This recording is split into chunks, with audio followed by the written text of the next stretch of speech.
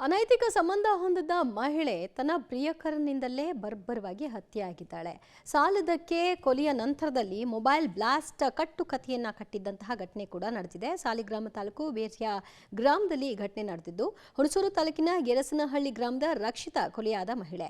ಪಿರಿಯಾಪಟ್ಟಣದ ಬಿಳಿಕೆರೆ ಗ್ರಾಮದ ಸಿದ್ದರಾಜು ಜೊತೆ ಆಕೆಯ ಸಂಬಂಧ ಇತ್ತು. ಅನಂತರದಲ್ಲಿ ಗಲಾಟೆ ಆಗಿದೆ. ಕೊಲೆ ಮಾಡಿದ್ದಾನೆ ಆರೋಪಿ. ಕೇರಳ ಮೂಲದ ವ್ಯಕ್ತಿಯನ್ನ ರಕ್ಷಿತಾ ವಿವಾಹವಾಗಿದ್ರು. ಸಿದ್ದರಾಜು ಜೊತೆ ಅನೈತಿಕ ಸಂಬಂಧವನ್ನ ಬೆಳೆಸಿಕೊಂಡಿದ್ರು.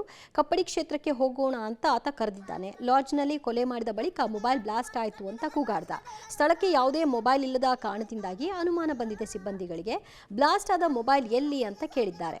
ಹೊರಗೆ ಬಿಸಾಕ್ಬಿಟ್ಟಿದ್ದೀನಿ ಅಂತ ಸುಳ್ಳನ್ನ ಪೋಣಿಸಿದ್ದಾನೆ. ಆನಂತರ ಪರಾರಿ ಆಗಲಿಕ್ಕೆ ಯತ್ನಿಸಿದ್ದಾನೆ. ಅನುಮಾನ ಬಂದು ಹೋಟೆಲ್ ಸಿಬ್ಬಂದಿ ಪೊಲೀಸರಿಗೆ ಫೋನ್ ಮಾಡಿ ತಿಳಿಸಿದ್ರು. ಸ್ಥಳಕ್ಕೆ ಬಂದ ಪೊಲೀಸರ ಬಳಿ ಅಸಲಿ ವಿಷಯವನ್ನ ಸಿದ್ದರಾಜು ಒಪ್ಕೊಂಡಿದ್ದಾನೆ. ಬಾಯಿಗೆ ಜಿಲೆಟಿನ್ ಕಡ್ಡಿ ಸಿಡಿಸಿ ಹತ್ಯೆ ಮಾಡಿದ್ದೀನಿ ಅಂತ ಪೊಲೀಸರ ಬಳಿ ಒಪ್ಕೊಂಡಿದ್ದಾನೆ. ಸಾಲಿಗ್ರಾಮ ಪೊಲೀಸ್ ಠಾಣೆಯಲ್ಲಿ ಪ್ರಕರಣ ದಾಖಲಾಗಿದೆ.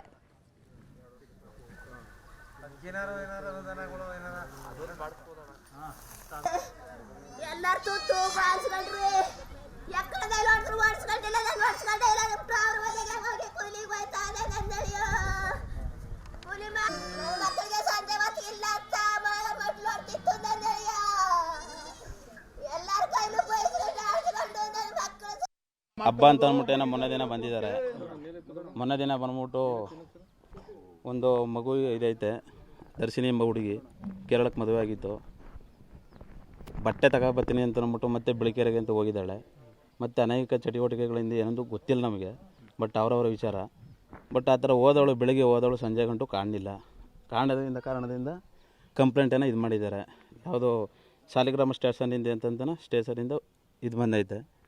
ಬಂದ್ಬಿಟ್ಟು ಏನಾಯ್ತು ಅಂತಂದರೆ ಡೆತ್ ಆಗೈತೆ ಅಂತಂದ್ಬಿಟ್ಟು ಏನು ಹೇಳಿದ್ದಾರೆ, ಅಷ್ಟೇ ಗೊತ್ತಾಗಿರೋದು. ಡೆತ್ ಅಂತಂದ್ಬಿಟ್ಟು ರಿಪೋರ್ಟು ಹೋಗಿದೆ. ಅದು ನಿನ್ನೆ ಮಾಮೂಲಿ ಮೈಸೂರು ಇದರಲ್ಲಿ ಇದಾಗಿದೆ. ಸ್ಕ್ಯಾನಿಂಗ್ ಎಲ್ಲ ರಿಪೋರ್ಟು ಇನ್ನೂ ಒಂದು 15 ಜನ ಬೇಕಾಗತ್ತಂತೆ. ಅದು ಅದ್ರ ಅಷ್ಟು ಮಾತ್ರ ಗೊತ್ತಿರೋದು ನಮಗೆ, ಮತ್ತೆ ಏನೂ ಗೊತ್ತಿಲ್ಲ. ನಿಮ್ಗೆ ಏನಾಗಬೇಕು ಅವರು? ನಮ್ಗೆ ಅತ್ತಿಗೆ ಆಗ್ಬೇಕು ಅವಳು. ಎಲ್ಲಿಗೆ ಮದುವೆ ಆಗಿತ್ತು ಅವರು? ಕೇರಳಕ್ಕೆ. ಎಷ್ಟು ವರ್ಷ ಆಗಿತ್ತು ಮದುವೆಗೆ? ಆಲ್ಮೋಸ್ಟ್ ಒಂದು 3 ವರ್ಷ ಆಗಿರ್ಬೋದೇನೋ. ಓಕೆ, ಹಾಂ. ಆ 3 ವರ್ಷದ ಮದುವೆ ಆದಮೇಲೆ ಈ ಕಡೆ ಬಂದಿರಲಿಲ್ಲ? ಈಗ ಅವಳು ನಾನೇ ಸುಮಾರು 3 ವರ್ಷಗಳ ಹಿಂದೆ ಮದುವೆ ಮಾಡಿತ್ತು ಕೇರಳಕ್ಕೆ. ಅವಳ ಬಗ್ಗೆ ನಮಗೆ ಅಷ್ಟು ತಿಳುವಳಿಕೆ ಇಲ್ಲ, ಗೊತ್ತಿಲ್ಲ. ಅವಳು ಮನೆ ವಿಚಾರ ನಮ್ಗೆ ಗೊತ್ತಿಲ್ಲ. ಈ ಮಾಮೂಲಿ ಮನೆಗೆ ಅವಳು ಇನ್ನೊಂದು ದಿವಸ ಮನೆಗೆ ಬಂದವಳೆ, ಶುಕ್ರವಾರ ದಿನ. ಶನಿವಾರ ಏನೋ ತಾಯಿ ಮತ್ತೆ ಹುಷಾರಿಲ್ಲ ಅಂತ ಮತ್ತೆ ಹೋಗೋಳೆ. ಮತ್ತೆ ಹೋಗಿ ಇವರು ಅದನ್ನು ನಾರ್ಮಲಾಗಿ ತಗೊಂಡವ್ರೆ. ಇವರು ಎಲ್ಲಿ ಹೋಗ್ತಾಯಿದ್ದು ಏನು ಅಂತ ಕೇಳಿಲ್ಲ. ಮತ್ತು ಅವಳು ಹೋಯ್ತಾಯಿದ್ಲು, ಬರ್ತಾಯಿದ್ಲು. ಇವರು ಅದನ್ನು ಮಾಮೂಲಿ ಇದಾಗೆ ತಗೊಂಡಿದ್ರು. ಈಗ ಮತ್ತೆ ಅವಳು ಶುಕ್ರವಾರ ನೈಟು ಬಂದು ಒಂದಿನ ಇಲ್ಲಿ ಆಲ್ಟ್ ಆಗಿದ್ದು ಪಾಪು ಬಂದವಳೆ. ಪಾಪು ಬಂದು ಪಾಪು ಇಲ್ಲೇ ಬಿಟ್ಟು ಬೆಳಗ್ಗೆ ಒಂದು 7:30 8 ಗಂಟೆಗೆ ಮನೆಗೆ ಬಿಟ್ಟವಳೆ. ಮನೆಗೆ ಬಿಟ್ಟಮೇಲೆ ಇವರು ಮಾಮೂಲಿ ಹೋಗೋಳಲ್ಲ, ಬರ್ತಾರೆ ಅಂತ ತಿಳ್ಕೊಂಡವಳೆ. ಮತ್ತು ಸುಮಾರು ಗೊತ್ತಾಗಿಲ್ಲ ಇವ್ರಿಗೆ ಏನಾಗದೆ ಅಂತ. ಇವ್ರಿಗೂ ಗೊತ್ತಿಲ್ಲ ಮ್ಯಾಟ್ರು, ಯಾವ ಥರ ಆಗಿರ್ಬೋದು ಅಂತಲೂ ಗೊತ್ತಿಲ್ಲ.